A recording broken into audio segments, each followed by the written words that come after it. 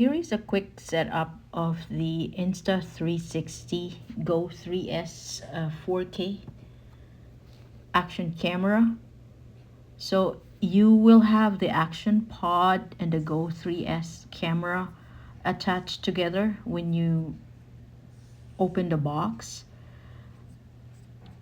That's the GO 3S camera. So you're gonna pull it out and then take out all the stickers that came with it, so you are able to charge it in the pod. It magnets in the pod, so be careful because it really like shuts in there. And then you will see a light, a yellow light when it's charging. And to take it out, once you've taken that sticker, there is a button that you have to push, but here's the front, the lens of the action pod, but that's what you push to take out the GO 3S camera, just so you don't break it the first time, because it took me a little bit to take that out. To push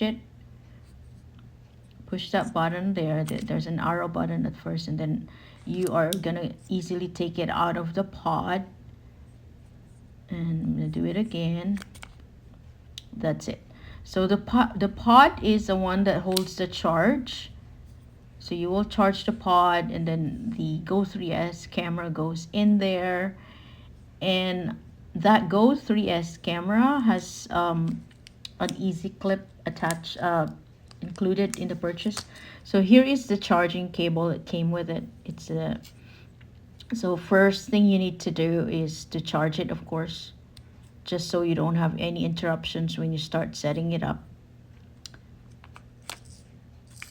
So charge it, and using the charging cable included.